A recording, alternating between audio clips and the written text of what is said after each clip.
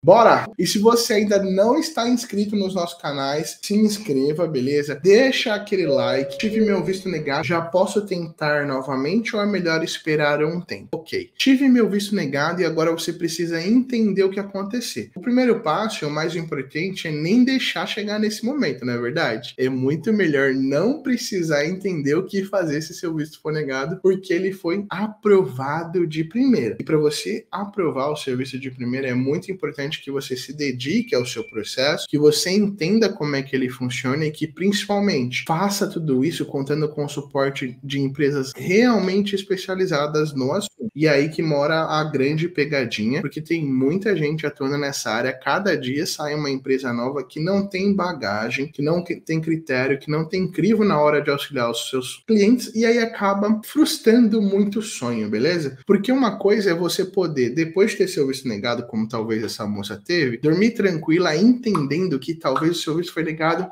por uma coisa que fugia completamente do seu controle, né? Por exemplo, uma má interpretação do agente consular ou o agente consular não estar num bom dia naquele dia da entrevista, o que é muito raro que aconteça, mas sim acaba acontecendo, do que você depois de sair da entrevista perceber que talvez você não se comportou como deveria, talvez você não se planejou direito ou que você não preencheu seus formulários corretamente. E como eu tenho dito, eu vou continuar dizendo, solicitar o visto americano não é fácil e não é brincadeira. Então, para que você não precise chegar numa live aqui do Léo, tendo passado meses assistindo a gente, acompanhado nosso conteúdo para perguntar como é que faz agora para mudar a situação, é muito importante que desde o primeiro passo você faça tudo corretamente e se esforce na medida do possível para conquistar sua aprovação de primeira. E se isso não acontecer e de fato chegar um momento onde você vai precisar, infelizmente, tentar reverter uma negativa, o seu primeiro passo para reverter seu visto negado é entender por que ele foi negado. E na maioria das vezes você precisa ignorar o que está escrito naquele papel cor-de-rosa que você recebe do consulado americano, porque aquela justificativa acaba sendo bastante genérica, né? Tá lá escrito que você foi negado pela falta de vínculos e por causa da seção 214B do Código de Imigração, que informa ali que você falhou em demonstrar que você tinha grandes vínculos com seu país de residência para retornar. E aí, na maioria das vezes, essa justificativa é dada de uma forma bastante ampla e genérica para casos onde talvez o erro foi, inclusive, o preenchimento de um DS-160 incorreto. Então, ignora o que está no papel rosa e revisa o seu processo inteiro e busca encontrar se você cometeu alguma falha, tá bom? Porque para você reverter a sua negativa, ou você precisa superar uma questão ou que o cenário se modifique. Então, fiz o meu DS-160 em português, fiz errado. Vou superar essa questão como? Fazendo o DS-160 da forma como deve. Comprovei recursos financeiros abaixo do necessário na visão do agente consular. Vou superar essa questão reunindo mais recursos. Ou que o cenário mude, passe algum tempo e agora você está em um novo emprego, em uma nova composição familiar. Agora você está em uma graduação, em uma pós-graduação. Não adianta ficar batendo na porta do consulado sem que você tenha um motivo minimamente importante para ser trabalhado durante uma entrevista, que seja uma entrevista melhor, um comportamento mais adequado diante do agente consular, beleza? Então, não é para ficar voltando para o consulado americano à toa. Primeiro, entenda por que você teve o seu visto negado, e aí trabalha em cima disso, e então você vai aí agendar uma nova entrevista. Tem tempo mínimo para isso? Não, não tem. Depende de caso em caso, de situação em situação, de problema a problema que foi identificado. Se é, por exemplo, uma questão meramente documental, dá para reverter essa negativa em poucas semanas. É uma questão de perfil, talvez já vai exigir aí mais tempo, tá bom? Para que você trabalhe, tá? Além de tudo isso, você precisa considerar que a reversão de negativa é uma tomada de decisão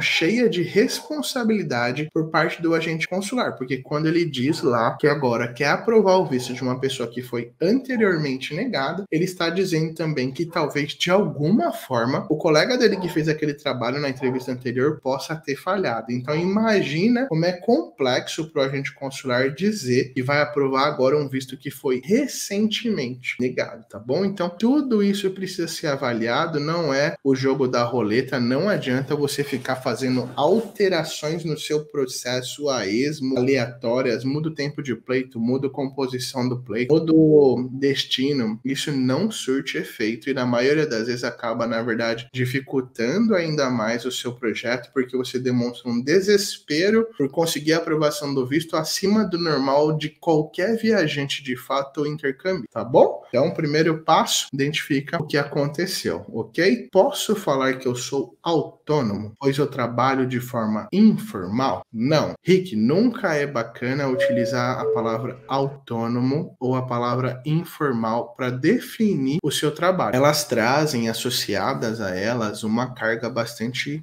preconceituosa, talvez, ou discriminatória de como você tem se empenhado em sua carreira. Aí muitas vezes é só você que ainda não entendeu como explicar corretamente o que você faz da vida. Não é, por exemplo, porque você não tem um CNPJ, não tem ali uma formalização através de uma CLT, você não tem uma carreira sendo desenvolvida. E o agente consular, ele espera enxergar um vínculo ocupacional crescente em uma carreira que está sendo construída e conquistada ali degrau a degrau. E aí, em vez de você explicar que você talvez seja um prestador de serviços na área de jardinagem, uma manicure, e você vai lá e fala que você é autônomo, que você trabalha de forma informal. E aí isso já levanta uma bandeira e acaba, na maioria das vezes, dificultando com que seu visto seja aprovado, tá bom? Então eu acredito que é muito mais fácil descrever a ocupação que de fato você exerce e não a forma com a qual você exerce. Porque as perguntas normalmente direcionadas nesse assunto em uma entrevista ou no 1060 não estão, na maioria das vezes, em um primeiro momento, relacionadas a entender como é que acontece essa relação de trabalho entre você, a empresa, ou entre você e o cliente, mas sim entender que trabalho é esse, quais são as responsabilidades dele, né? Por exemplo, lá no 1060 está dizendo, descreva as suas atividades, as suas responsabilidades. Não fala como é que é o contrato de trabalho entre você e a empresa. E muitas pessoas chegam até nós preocupadas com isso, tá bom? Então, primeiro, entenda que você é um profissional em alguma área, e não um autônomo. Autônomo é só a forma como a qual você exerce hoje essa profissão, tá bom? Não use essa palavra no seu processo, não use essa palavra na entrevista. Se você chegar a ser questionado de como acontece a relação de trabalho entre você e seu cliente, entre você e as empresas que você atende, aí sim, você vai explicar que vocês têm um contrato de boca ou alguma coisa do tipo, que você pode, inclusive, começar a trabalhar em cima disso para melhorar a formalização pela qual você exerce a relação de trabalho que você tem hoje. Isso é bastante importante e pode ajudar aí você a aumentar sua chance de aprovação. E se você hoje tem a possibilidade de fazer isso, talvez através de abertura de um CNPJ também, tá perdendo tempo e você ainda não fez, porque é coisa de minutos para resolver isso, para tirar isso do papel, tá bom? Não perde mais tempo. Você tá aí trabalhando de forma autônoma e pode ter um MEI e ainda não tem, vai lá e resolve isso, tá bom? Abre pelo menos o seu MEI para começar a melhorar essa questão. Chame um dos nossos especialistas na DM, no TikTok, tem link lá para vocês preencher, tem o WhatsApp. Show? Muito obrigado. Eu vejo vocês na próxima. Tchau!